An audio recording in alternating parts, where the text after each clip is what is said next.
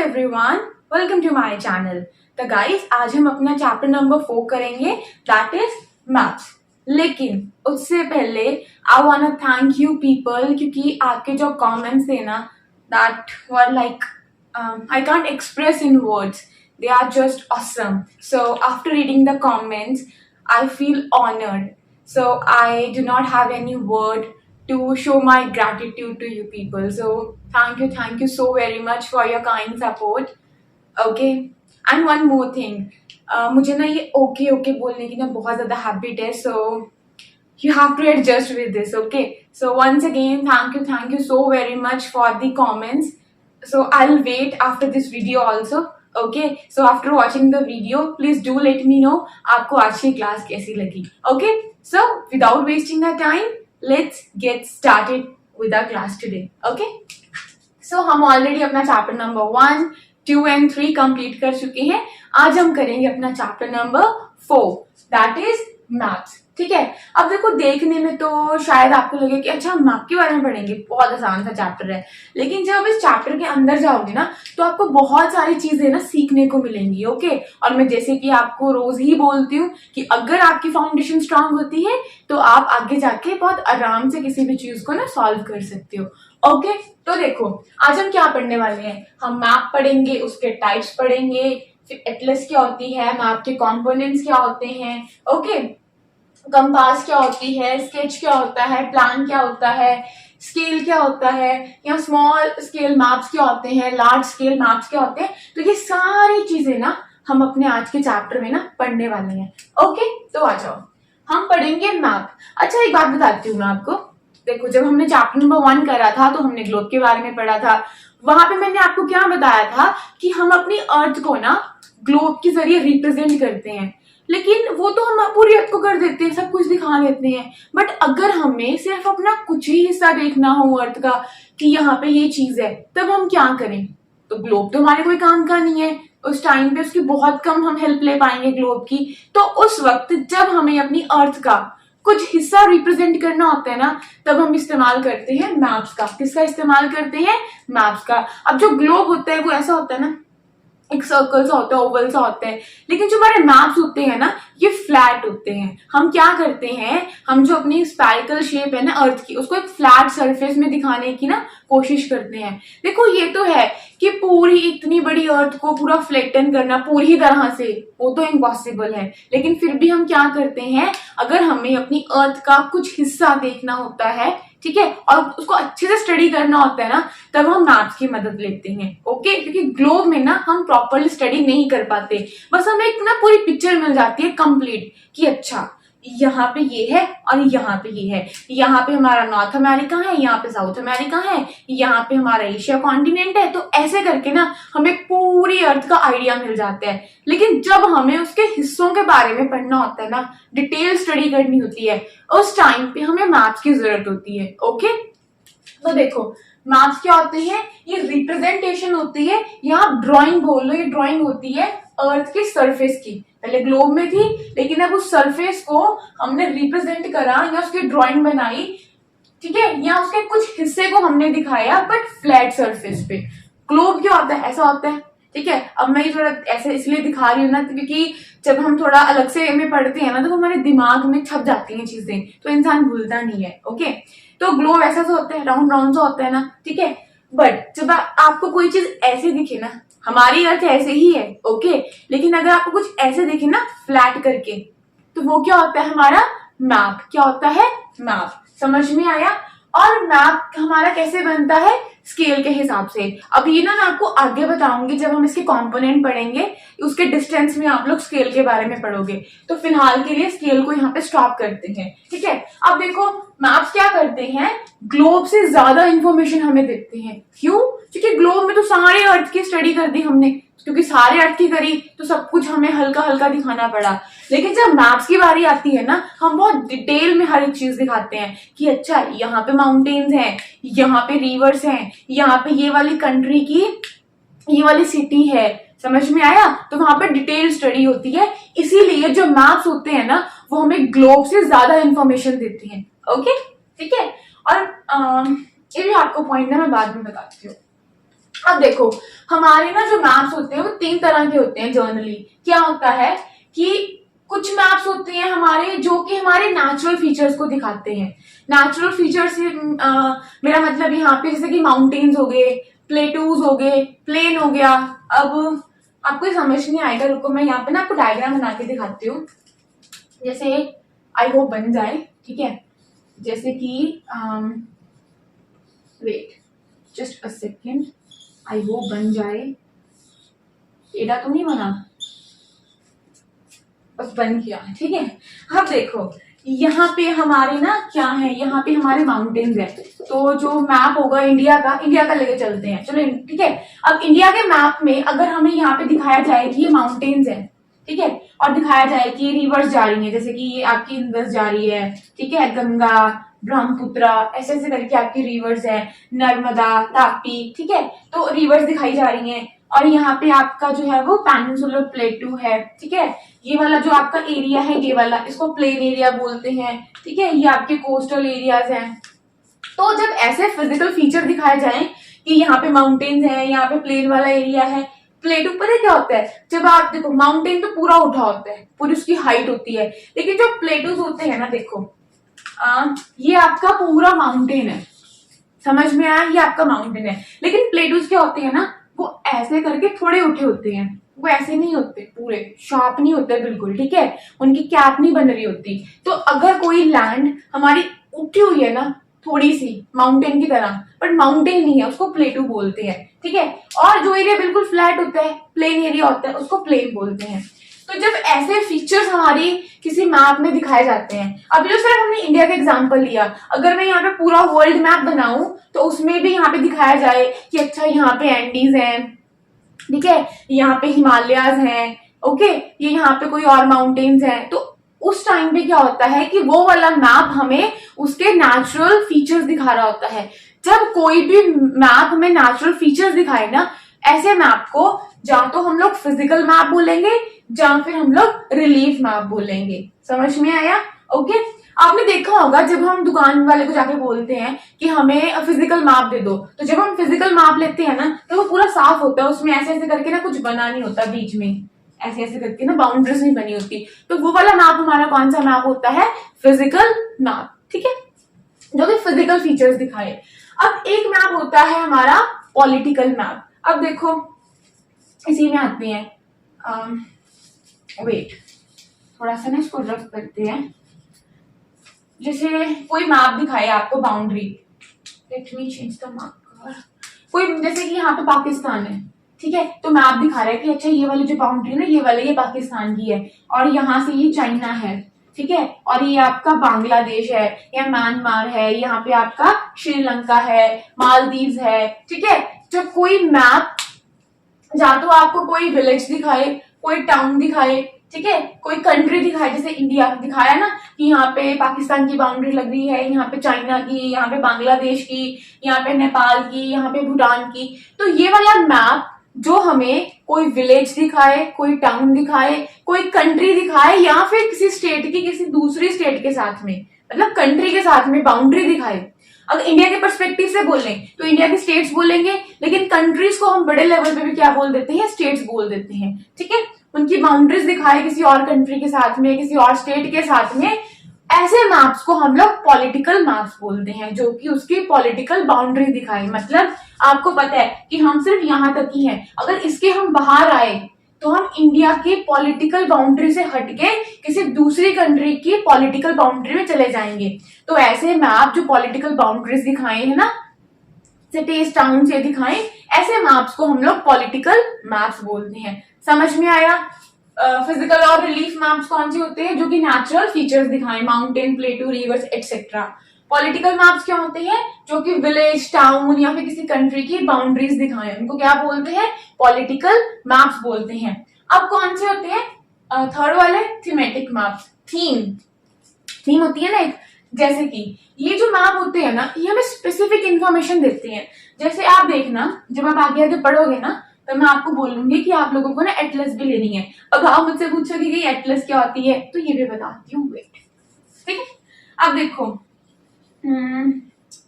इसी में कैसे बताऊं मैं, वेट, आप देखना जब आप एटलस उठाओगे या एटलस नहीं उठाओगे तो एक काम करना, गूगल करना जाके रेनफॉल पैटर्न, ठीक है। तब आप देखोगे कि ऐसे मेंशन करा होता है कि भाई इस वाले एरिया में बहुत ज्यादा रेनफॉल होती है, इस वाले एरियाज में बहुत रेनफॉल होती है, तो उसमें दिखाया होता है जहां पे डार्क कलर होता है वहां पे बहुत रेनफॉल होती है, ठीक है, इस वाले एरिया में बहुत कम रेनफॉल होती है। तो ऐसे मैप जो स्पेसिफिक इन्फॉर्मेशन दे, यहाँ पे दिखा दिया कि ये वाले एरिया में बहुत ज्यादा रेनफॉल है, यहाँ पे मॉडरेट सी रेनफॉल है, यहाँ पे बहुत ज्यादा रेनफॉल है और यहाँ पे बहुत कम रेनफॉल है, स्पेसिफिक इन्फॉर्मेशन होगी, ठीक है। यहाँ पे दिखाएं कि यहाँ से रोड जाते हैं, वो वाली स्पेसिफिक इन्फॉर्मेशन होगी। या ऐसे बता दें कि यहाँ पे आपके एवरग्रीन फॉरेस्ट मिलते हैं, यहाँ पे डेसिडियस फॉरेस्ट मिलते हैं, यहाँ पे, ठीक है, ऐसे करके मतलब दिखा देते हैं कि यहाँ पे ये वाले फॉरेस्ट, यहाँ पे ये वाले फॉरेस्ट आपको मिलते हैं। उसके बाद कि यहाँ पे आपका कोल मिलता है, यहाँ पे आपका क्या बोले, आयरन, मतलब अलग अलग चीजें मिलती हैं, कोल मिल गया, कुछ कॉपर, कुछ भी मिल गया।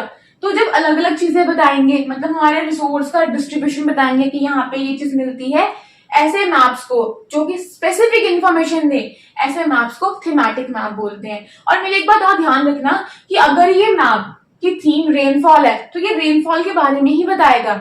अगर इस मैप की थीम फॉरेस्ट है तो वो फॉरेस्ट के बारे में बताएगा, ठीक है। और अगर इस मैप की थीम रिसोर्स का डिस्ट्रीब्यूशन बताना है तो ये रिसोर्स की डिस्ट्रीब्यूशन ही बताएगा कि भाई अच्छा ये वाला छोटा नागपुर प्लेटू है तो यहाँ पे ये वाला रिसोर्स ना यहाँ पे ज्यादा मिलता है, और ये वाला कर्नाटका का एरिया है तो यहाँ पे ये वाला रिसोर्स ज्यादा मिलता है। समझ में आ गया?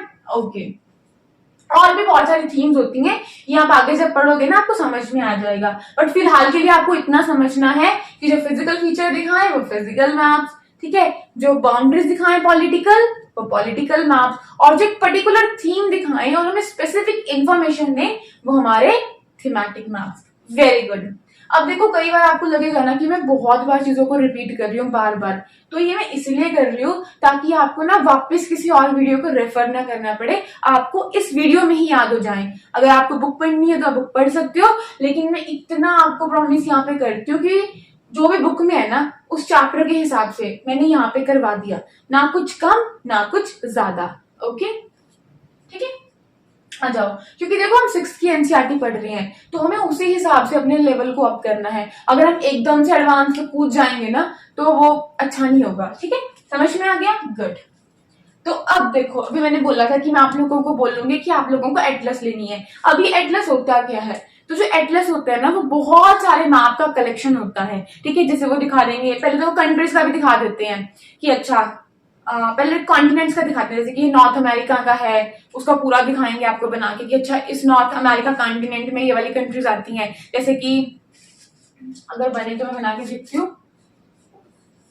ठीक है। जैसे कि आपका ये नॉर्थ अमेरिका कॉन्टिनेंट है, फिलहाल बन नहीं रहा मुझसे अच्छे से, ठीक है। नॉर्थ अमेरिका कॉन्टिनेंट है तो उसमें दिखाया जाता है कि देखो ये अलास्का है, ये कनाडा है, ये यूएसए है, मैक्सिको है, ठीक है। तो ऐसे ऐसे करके उसमें दिखाया जाता है। फिर आपका दिखाएंगे साउथ अमेरिका का, ठीक है। फिर ऐसे ही आपका एशिया का दिखा देंगे। और उसके बाद फिर इंडिया की तरफ चलते हैं, इंडिया में दिखा देंगे अच्छा इस वाली स्टेट में ये है, जैसे फॉर एग्जाम्पल हरियाणा ले लो, हिमाचल, पंजाब, केरला, तो उनका अलग अलग दिखा देंगे। रेनफॉल का डिस्ट्रीब्यूशन दिखा देंगे। मतलब उसके अंदर सारे मैप्स होते हैं, ये पॉलिटिकल भी होते हैं, फिजिकल भी होते हैं, थीमेटिक भी होते हैं। तो बहुत सारे मैप का ना कलेक्शन होता है, ठीक है। तो ऐसी चीज को हम लोग, मतलब जहां पे बहुत सारे मैप की कलेक्शन करी गई होती है उसको हम लोग क्या बोलते हैं? एटलस बोलते हैं। और अगर आपको एटलस यूज करनी है ना, आप ऑक्सफोर्ड की एटलस यूज कर सकते हो, आपको अमेजोन से आराम से मिल जाएगी, ठीक है। अब देखो जो एटलस होती है ना ये साइज में वेरी करती है और as per the scale measurement में भी ये वेरी करती है, ठीक है।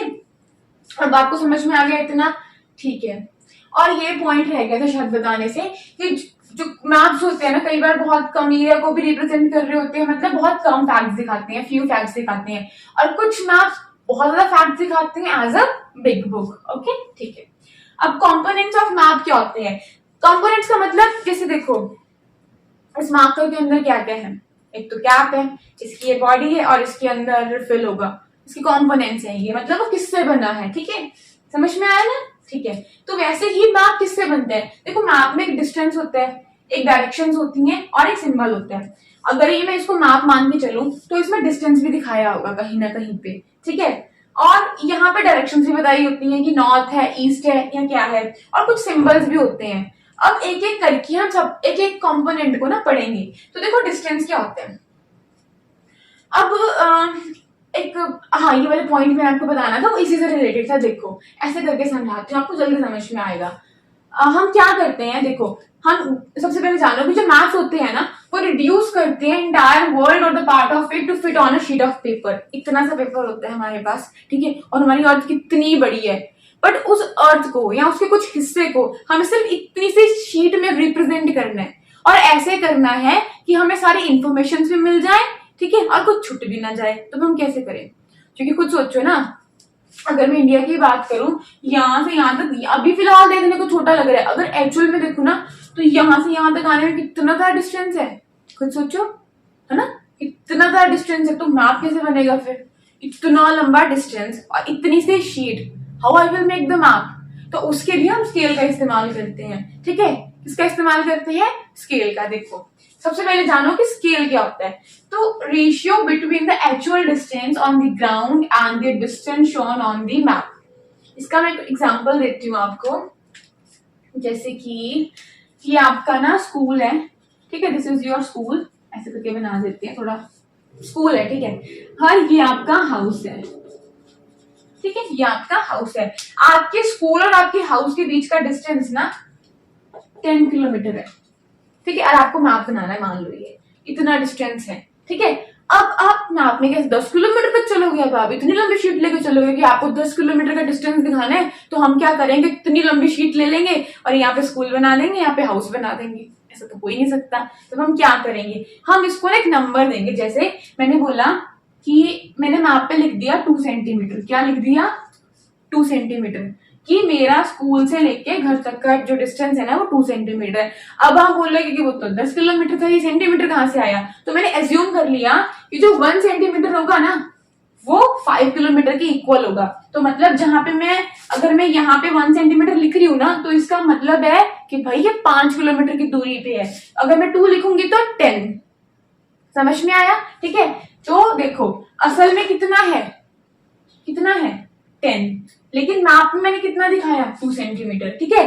तो ratio between the actual distance on the ground and the distance shown on the map, उसकी रेशियो को हम लोग स्केल बोलते हैं। तो ये स्केल हो गया, समझ में आया कि हमने 2 सेंटीमीटर दिखाया। लेकिन ना मैप जब आप स्टडी करोगे ना, आपको समझ में आ जाएगा, वहां पे आराम से उन्होंने लिखा होता है वहां पे प्रॉपरली कि किस फिगर को वो कितना एज्यूम कर रहे हैं। समझ में आ गया, ठीक है। अब देखो ये वाला फैक्ट भी आपको समझ में आएगा कि मैप रिड्यूस्ड स्केल, ठीक है, तो स्केल को रिड्यूस कर दिया उन्होंने यहाँ पे, ओके। अब देखो इसको पहले मैं ना इरेज करती हूँ, फिर आपको समझ में आएगा। देखो कई बार क्या होता है ना कि जैसे हमें अपने कॉन्टिनेंट्स दिखाने हैं या कुछ कंट्रीज दिखानी है, तो वो होती तो बहुत बड़ी है। तो अगर ये कोई कंट्री है, ठीक है, ये एक कंट्री है और एक कंट्री ये है, और इन दोनों के जो बीच का डिस्टेंस है ना, मान लो कि वो 500 किलोमीटर है, ओके। अब अगर मुझे इसको रिप्रेजेंट करना हुआ तो मैं क्या करूंगी, मैं बोलूंगी कि 5 सेंटीमीटर का मतलब क्या है, 500 किलोमीटर, ठीक है। बट अगर मान लो कि कोई विलेज है या कोई टाउन है, मुझे इनका दिखाना है, इसे मान लो एक विलेज है और ये एक दूसरी विलेज है, या फिर एक टाउन है एक दूसरा टाउन है, और इन दोनों के बीच का डिस्टेंस ना 500 मीटर है। तो मैंने इसको भी क्या दिखाया, 500 सेंटीमीटर किसके इक्वल हो गया, 500 मीटर के। अब ये मैंने आपको क्यों बताया, सुनो। यहाँ पे देखो, यहाँ पे 5 सेंटीमीटर का मतलब बहुत ज्यादा एरिया है, ठीक है, तो ये स्केल स्मॉल होएगा, क्या होएगा, स्मॉल होएगा। लेकिन ये 5 सेंटीमीटर का मतलब बहुत कम एरिया है, सिर्फ 500 मीटर्स है, तो यहाँ पे क्या होएगा, ये स्केल बहुत ज्यादा होएगा, ठीक है। तो अगर हमें कभी कॉन्टिनेंट्स या कंट्रीज का मैप बनाना होता है, तो वो वाले मैप्स क्या होते हैं, हमारे स्मॉल स्केल मैप्स होते हैं, ठीक है, क्योंकि उनमें इंफॉर्मेशन भी कम दिखाई जाती है, क्योंकि उनका डिस्टेंस ज्यादा होता है, इसलिए वो स्मॉल स्केल होते हैं, उनका स्केल स्मॉल होता है। लेकिन जो लार्ज स्केल मैप्स होते हैं, जैसे कि हमारे विलेज और टाउन, अब देखो विलेज टाउन का सिर्फ डिस्टेंस इतना सा है, ठीक है, तो इनमें बहुत सारी इंफॉर्मेशन को हम लोग दिखा सकते हैं। तो क्या होता है कि जो हमारे लार्ज स्केल मैप्स होते हैं ना, क्योंकि इनमें डिस्टेंस जो है हमें बहुत कम रिप्रेजेंट करना होता है, और ये इसीलिए हमें बहुत ज्यादा इंफॉर्मेशन दे देते हैं, तो इनको हम लोग लार्ज स्केल मैप्स बोलते हैं, ठीक है। अगर हम कंटिनेंट वगैरह कंट्रीज के मैप की बात करें तो वो स्मॉल स्केल होते हैं, क्योंकि उनके बीच का डिस्टेंस क्या होता है, बहुत ज्यादा होता है। लेकिन जो हमारे विलेज एंड टाउन्स होते हैं, इनका डिस्टेंस उनके कंपैरिजन में कम होता है, इसलिए ये बहुत ज्यादा इंफॉर्मेशन हमें दे देते हैं, तो इनको लार्ज स्केल मैप्स बोलते हैं। ओके, आई होप आपको समझ में आया। यहाँ पे यही था और कुछ नहीं था। अब आप समझ रहे होगे ये कि कैसे जो मैप है ना, वो हमारे इंटायर वर्ल्ड का या उसके कुछ हिस्से का जो स्केल है वो रिड्यूस करके उसको एक शीट पे फिट कर देते हैं पेपर की। समझ में आ गया? ओके, ठीक है। हमारा फर्स्ट कंपोनेंट हो गया डिस्टेंस, जिसमें हमने जिसके बारे में पढ़ा, स्केल के बारे में। और स्केल भी कितने तरह का होता है, दो तरह का, small scale and large scale. अब देखो आपको ना कंफ्यूजन हो सकती है कि भाई ये तो एरिया बहुत बड़ा है, तो मैं यहाँ पे स्मॉल स्केल को लिख रही हूँ, और यहाँ पे एरिया बहुत छोटा है तो मैं यहाँ पे लार्ज स्केल को लिख रही हूँ, क्योंकि ये इन्फॉर्मेशन हमें ज्यादा दे रहे हैं, ठीक है। अब खुद देखो ना, स्केल में फर्क है। यहाँ पे 500 सेंटीमीटर बड़ा होगा आपके हिसाब से, यहाँ पे एक बार सोच के देखो, इस वे में मत सोचो कि किलोमीटर तो यही बड़ा है और ये मीटर तो ये छोटा है, नहीं।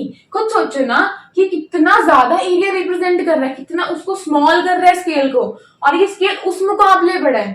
थोड़ा सोचो मैं किस वे में आपको समझाने की कोशिश कर रही हूँ। फिर भी ना समझ में आए ना, जस्ट कमेंट करना, I will reply there. Okay, ठीक है, समझ में आ गया। अब हम पढ़ेंगे डायरेक्शंस के बारे में। तो जब आप कोई मैप देखते हो ना, तो उसमें सिर्फ स्केल ही नहीं होता, मतलब डिस्टेंस ही शो नहीं होता, वहां पे आपको डायरेक्शंस भी दिखाई जाती हैं। देखो, अगर आपको मैं बताऊं, देखो ऐसा होता है, ठीक है, जहां पे आप, वो आपके बिल्कुल सामने क्या होता है, north. This is your north direction. आपके पीछे क्या होगा, एकदम साउथ, ठीक है। इधर क्या होगा आपके, ईस्ट। ये क्या होगा आपका, वेस्ट। तो एक बात याद रखना, इनको ना हम लोग कार्डिनल पॉइंट्स बोलते हैं। किनको, नॉर्थ, ईस्ट, साउथ, वेस्ट। तो ये रिप्रेजेंट करता है आपका मैप, ठीक है। तो कार्डिनल पॉइंट कौन कौन से होते हैं, north, south, east and west. लेकिन अगर मैं ऐसे करूं, अब देखो यहाँ पे क्या बन रहा है, नॉर्थ ईस्ट, तो इसके बीच में कौन सी डायरेक्शन बनेगी, नॉर्थ ईस्ट, है ना। इसके बीच में कौन सी बनेगी, साउथ ईस्ट। इसके बीच में क्या बनेगी, साउथ वेस्ट। इसके बीच में क्या बनेगी, north west direction. Got the point, ठीक है। तो इन वाली मेन डायरेक्शंस को तो हम लोग क्या बोलते हैं, कार्डिनल पॉइंट्स बोलते हैं, ठीक है। लेकिन इन वाली डायरेक्शंस को, जो मैंने ग्रीन में लिखी है आपकी ये वाली, इनको हम लोग क्या बोलते हैं, इंटरमीडिएट डायरेक्शंस बोलते हैं। क्या बोलते हैं, इंटरमीडिएट डायरेक्शंस बोलते हैं। आप देखना मैप पे ऐसे बना होता है, एक लाइन बनी होती है ऐसे, तो वो नॉर्थ लाइन होती है, क्योंकि अगर हमें नॉर्थ की डायरेक्शन पता है ना, तो हम बाकी सारी डायरेक्शंस को फाइंड कर सकते हैं। फॉर एग्जांपल, मुझे पता है ये मेरा नॉर्थ है, तो ऑब्वियस है कि ये मेरा साउथ होगा, this would be my east and this would be my west. और अगर ये मेरा नॉर्थ है, ये मेरा ईस्ट है, then this would be my north east. समझ में आ गया? तो वैसे ही सारी हमारी डायरेक्शंस निकल जाती हैं, सिर्फ हमें नॉर्थ के डायरेक्शन का पता होना चाहिए, ठीक है। उसके बाद अब डायरेक्शन को मेजर हम किससे करते हैं, मतलब कैसे पता कि यहाँ पे नॉर्थ है, तो हमें उसके लिए कंपास का यूज करना पड़ता है। तो कंपास क्या होता है, एक ऐसा इंस्ट्रूमेंट होता है जो हमारी मेन डायरेक्शन को फाइंड करता है। और मैंने अभी बताया मेन डायरेक्शन कौन कौन सी है, north, east, south and west, ठीक है। और एक बात याद रखना कि जो कंपास होती है ना, एक मैग्नेटिक नीडल होती है, और ये हमेशा किसके टुवर्ड्स पॉइंट करती है, नॉर्थ या साउथ के। ऐसी होती है ना कंपास, देखो ऐसे करके, ऐसे बना सा होता है, ऐसे फिर ऐसे करके, मतलब ऐसे जाएगी तो नॉर्थ, पीछे जाएगी तो साउथ, ठीक है। समझ में आ गया? ये सिर्फ दो ही डायरेक्शंस को पॉइंट आउट करती है, ओके। और अब हम पढ़ेंगे सिंबल्स के बारे में। डिस्टेंस हमने पढ़ लिया, डायरेक्शन हमने पढ़ लिया। अब हमारा एक और कंपोनेंट होता है मैप के अंदर, डिस्टेंस और डायरेक्शन के साथ साथ, दैट इज सिंबल्स। अब देखो कई बार क्या होता है ना, हमें किसी जगह की लैंग्वेज नहीं आती। मान लो ये वाला मैप ना कोई और लैंग्वेज में है जो हमें नहीं आती, जैसे उर्दू हमें नहीं आती है, ठीक है, तो उसमें है ये, तो हम इसमें आपको समझेंगे कैसे, हमें तो उस जगह पे जाना है जहां पे हमें जाना है, तो हम समझे कैसे, अब क्या करें। तो तब जब हमें कोई लैंग्वेज नहीं आती या हमें उसको मतलब उसको जल्दी समझना होता है या हमें उसको अच्छे समझना होता है, तो हम सिंबल्स का यूज करते हैं, ठीक है। क्योंकि बहुत सारी चीजों का हम एक्चुअल साइज तो दिखा नहीं सकते, उनकी शेप भी नहीं बना सकते, तो हमने कुछ सिंबल्स रख लिए, ठीक है, कि रेलवे के लिए ये दिखाएंगे, स्कूल के लिए सिंबल दिखाएंगे। मैं क्या करूंगी, मैं ना आपको यहाँ पे चार्ट अगर दिख जाए ना, पॉसिबल हो जाए, तो वीडियो में एडिट कर दूंगी उन डायरेक्शंस का, ठीक है, कि रोड की ये डायरेक्शन होती है, रेलवे की ये होती है।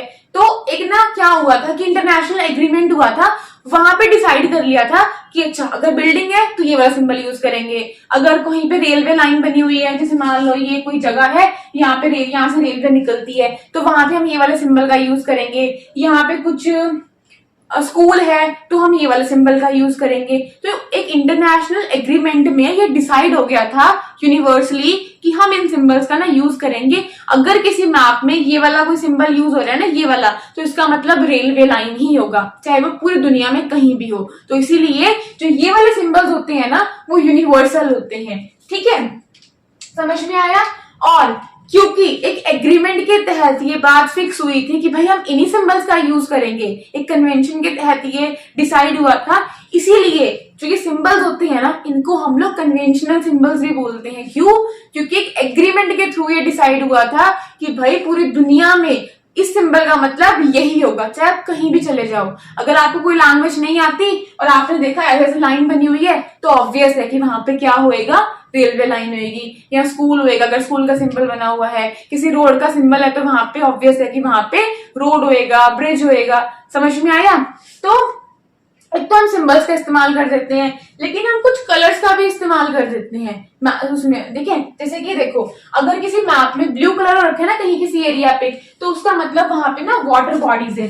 जैसे कि हमने इंडिया का मैप बनाया था अभी अभी, ऐसे करके बना लेते हैं, है ना। हमने इंडिया का मैप बनाया था, तो वहां पे ये था, ऐसे ब्लू कलर कर देंगे। जैसे यहाँ पे आपका अरेबियन सी है, यहाँ पे आपका बे ऑफ बंगाल है, ठीक है।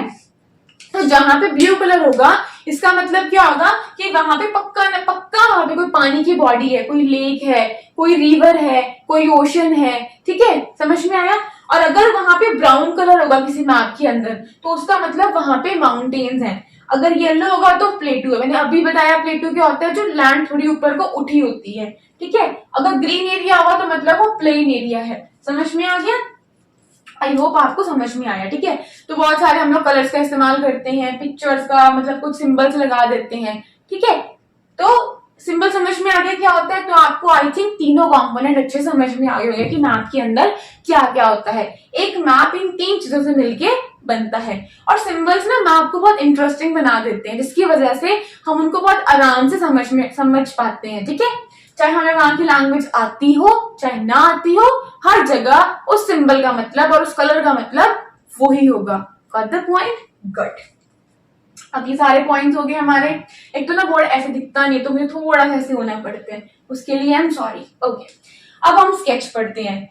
देखो, अगर आपके फ्रेंड ने आपसे पूछा कि मुझे ये बताओ कि मुझे मार्केट में इस दुकान पे जाना है, तो आप अपनी फ्रेंड से पूछे कि क्या मुझे उसकी बता सकते हैं कहाँ कहाँ पे है। तो हम लोग एक्सपर्ट्स नहीं होते, हम थोड़ा ना बोलेंगे कि अच्छा इतने किलोमीटर वहां से वो। तो हम क्या करते हैं, फ्रेंड बोलेगा कि अच्छा पहले ऐसे जाना, फिर यू टर्न हो जाना, फिर एक और टर्न आएगा, फिर ऐसे ऐसे करके कुछ यहाँ पे होगा, फिर वहां से ऐसे घूमने, ऐसे ऐसे करके वो दुकान वहां पे आपको मिल जाएगी। तो एक रफ स्केच बनाया। यहाँ मैंने स्केल का इस्तेमाल नहीं करा, मैंने डिस्टेंस नहीं मापा, रेशियो नहीं निकाली बैठ के कि अच्छा असल में इतना है तो मैं इसको इतना दिखाता हूं, तो ऐसे ऐसे करके कुछ नहीं करा। उसने क्या करा, सिर्फ एक रफ ड्राइंग बना दी। तो जब आप कोई रफ ड्राइंग बनाते हो बिना स्केल के किसी चीज की, ठीक है, किसी एरिया की, नॉट चीज की, उसको हम लोग क्या बोलते हैं, स्केच बोलते हैं। क्या बोलते हैं? स्केच बोलते हैं। अब एक और है प्लान।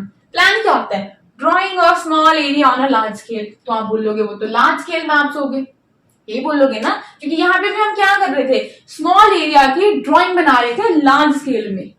बट यहाँ पे क्या है, देखो यहाँ पे क्या होता है, थोड़ा डिफरेंट होता है लार्ज स्केल मैप से, क्योंकि यहाँ पे लेंथ एंड ब्रेथ नहीं दिखाई जाती। अगर मैं आपको बोल लूं कि जो ये रूम है, ठीक है, इस रूम की लेंथ एंड ब्रेथ क्या है, वो भी मुझे पता करनी है, तब उस टाइम पे हम प्लान का यूज करते हैं, ठीक है। समझ में आ गया दोनों में डिफरेंस क्या है। यहाँ पे हम लेंथ एंड ब्रेथ के बारे में पता नहीं करते, हमें ज्यादा इंफॉर्मेशन इस मुकाबले यहाँ पे कम है और इस मुकाबले में यहाँ पे ज्यादा इंफॉर्मेशन मिलती है कि अच्छा इसकी इतनी ब्रेथ है, इसकी इतनी लेंथ है, ठीक है। इनमें सिर्फ इतना सा ही फर्क है। ये भी क्या करता है, वो छोटे से एरिया की इंफॉर्मेशन हमें लार्ज स्केल में देता है। आई होप आपको ये सारा चैप्टर ना बहुत अच्छे से समझ में आया होगा। तो अब आपको क्या करना है, कमेंट्स में आपको मेंशन करना है कि कार्डिनल पॉइंट्स क्या होते हैं, ठीक है। और इन सिंबल्स को हम लोग कन्वेंशनल सिंबल्स क्यों बोलते हैं। और कौन सा क्वेश्चन पूछूं मैं आपसे,